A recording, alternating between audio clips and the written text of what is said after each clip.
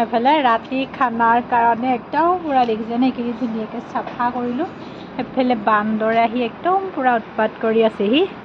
এফালে ৰাতি খাবৰ কাৰণে দেখিছে নহয়, এইফালে চৌকাত জুই লগাই থৈছোঁ লাহেকৈ। মই অকণ অকণকৈ মানে জ্বলাই দিছোঁ, কাৰণ নতুন চৌকা নহয় জানো, সেইকাৰণে জুইডাল লগাই দিলোঁ। এইখিনিতে আমি বনাম ধুনীয়াকৈ। এইখিনি ধুনীয়াকৈ চাফ চিকুণ কৰি ল'লোঁ বাৰু। বান্দৰ দেখিছে।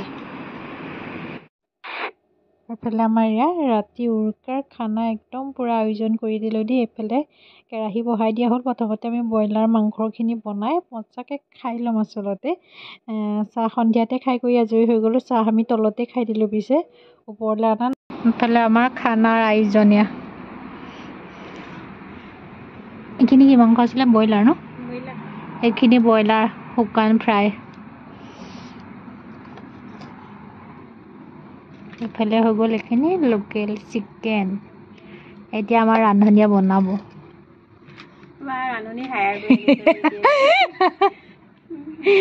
হ'ব নেকি?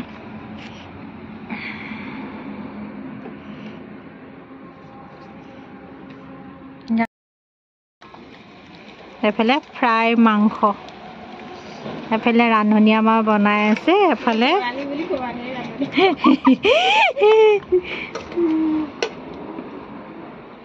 এফালে পোহৰ কৰি দিছোঁ। এফালে বনাই আছে দেই একদম ধুনীয়া ধুনীয়াকৈ। ইয়াতে খাম আমি অলপ পিছতে। তাৰপিছত এফালে মটৰ গুচাই আছোঁ, এয়া কাৰিলে কাৰণে হ'ব আৰু। এফালে মাংস হ'লে তাৰপিছতে বাকী লাহে ধীৰে হৈ থাকিব আমাৰ খানা আজি।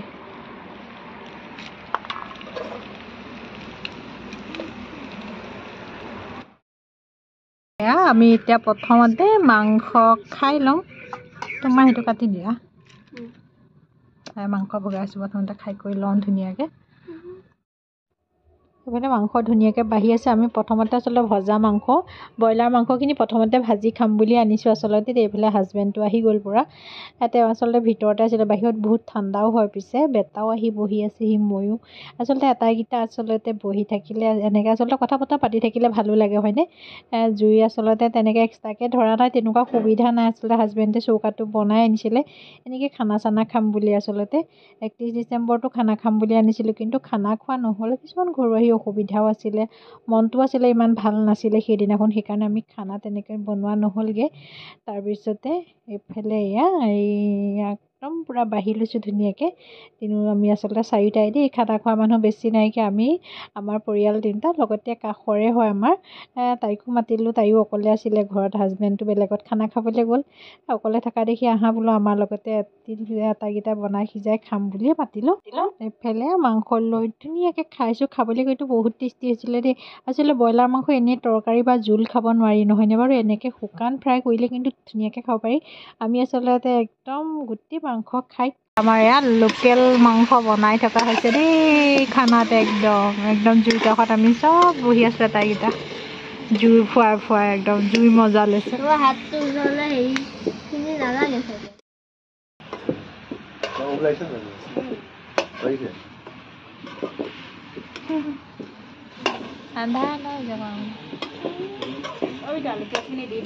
দি দিয়া হা।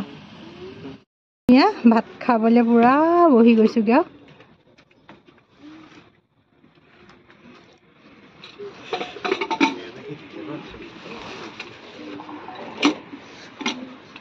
এইখন ঘুগুলা হৈ যাব লোৱা। এইফালে আমি ভাত খাবলৈ পূৰা বহি গ'লোগৈ।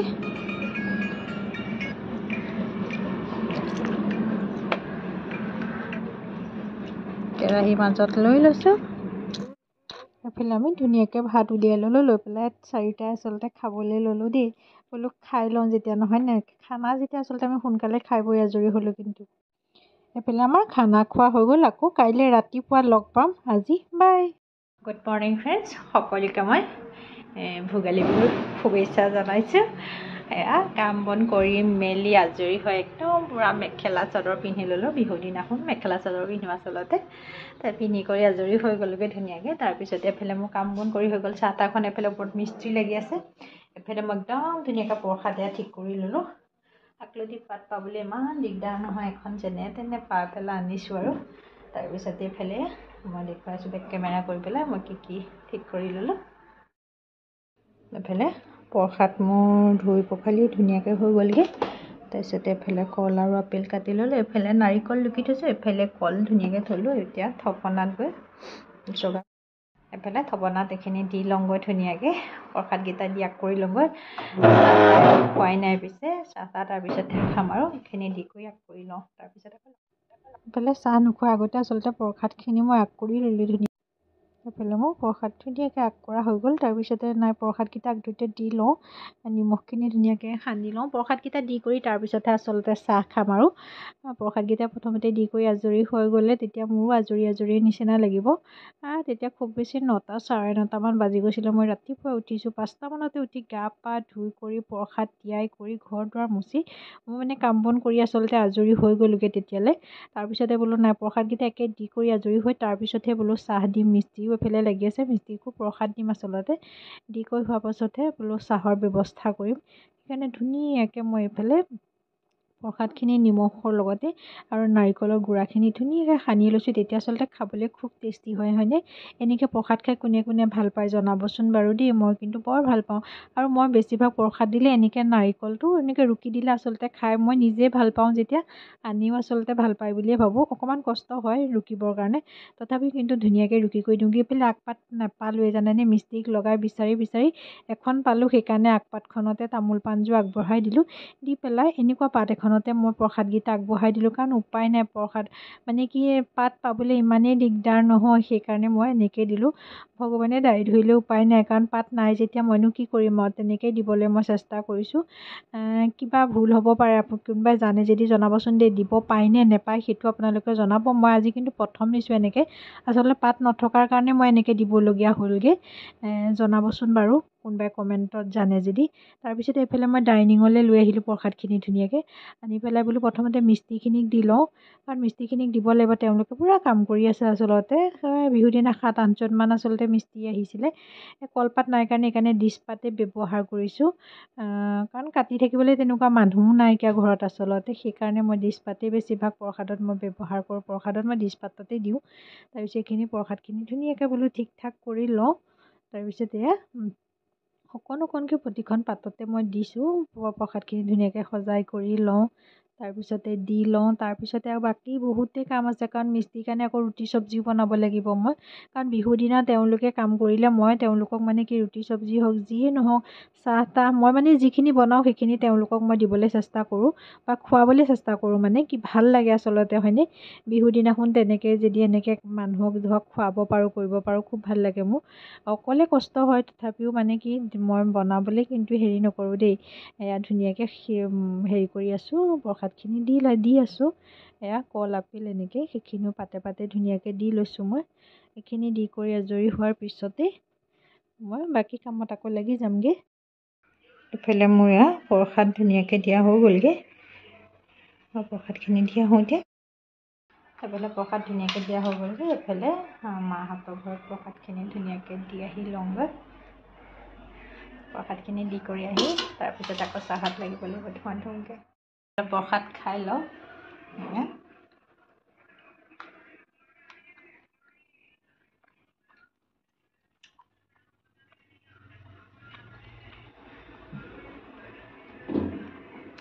ভাত খাই কোনে কোনে ভাল পায় জনাব দেই। নাৰিকল দিলে খাই খুব ভাল লগা। এইফালে চাহ ধুনীয়াকৈ ঠিক কৰি ল'লোঁ মই।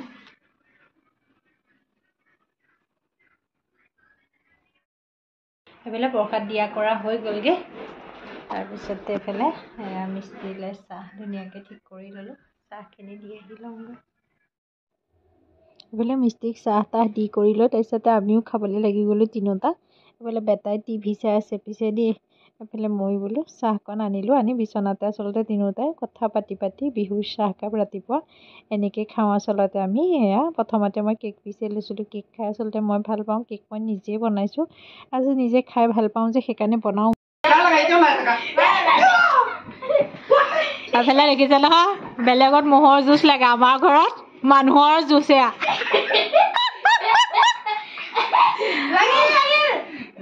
এইফালে এয়া ৰেফাৰী দেই একদম পুৰা। এইফালে ম'হৰ যুঁজ। কোন জিকিলে?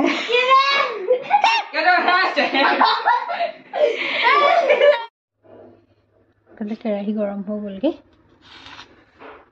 প্ৰথমতে ল'ম পনীৰখিনি মই খাবলৈখিনি দি দিম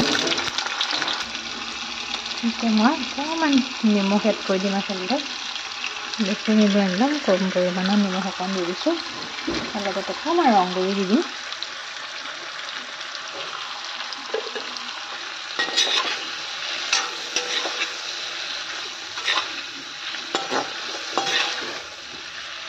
ভাজি ল'ম ভাজি ল'লে খাবলৈ আচলতে ভাল লাগে মই কেঁচাকৈ দিলে ইমান এটা ভাল নাপাওঁ আচলতে খাই সেইকাৰণে অকণমান ভাজি দিম ইফালে মই পিঁয়াজ আৰু জলকীয়াখিনি অকণমান ভাজি ল'ম তাৰপিছতে পনীৰখিনি মোৰ ভজা হৈ গ'লগৈ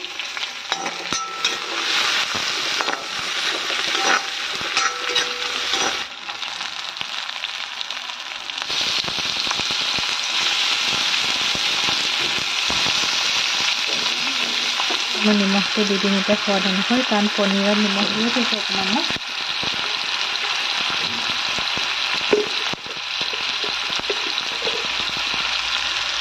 সেইফালে ৰং গুড়ি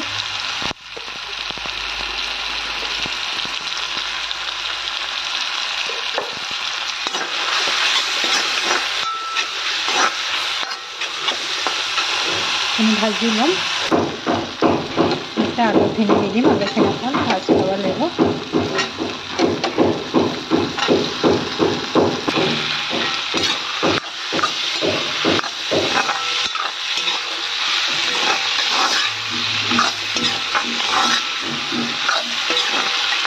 মটৰখিনিও দি দিম এতিয়া মই এতিয়া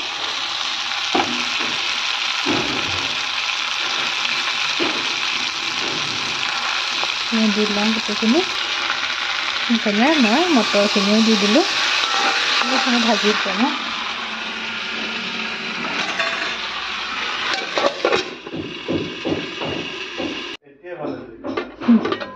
এইফালে অকণমান পানী দি দিছোঁ মই সিজিবৰ কাৰণে মই ৰুটি ভাজিছোঁ মই পুৰি বনাইছোঁ দেই ৰুটি নাই এইফালে ধুনীয়াকৈ বেলি হৈ গ'ল ইয়াতো থৈছোঁ এইফালে দেখিছে নহয় ইয়াতো থৈছোঁ গোটেইখিনি ভাজি লওঁ ধুনীয়াকৈ মই বাকী সকলোকে খুৱাই মেলি আজৰি হৈ গ'লোঁ পিছে দেই মইহে একেবাৰে শেষত খাইছোঁ মইহে খাইছোঁ পিছে হাজবেণ্ডে আৰু দেৰি হ'ল কাৰণ মিস্ত্ৰীৰ লগত কথা পাতি থাকিব লগা হ'ল এইফালে ভতিজাজনীয়ে মই খাই আছোঁ বোলো খাই লওঁ তাই আচলতে খোৱাত দেৰি হয় তাই লাজ কৰে অকণমান দেই কেমেৰাৰ আগত ওলাবৰ কাৰণে কৈ মুখখন ঢাকি এইফালে ৰাতিৰ সাজত বনোৱাখিনি দেখুৱালোঁ আৰু লাইক কৰিব কমেণ্ট কৰিব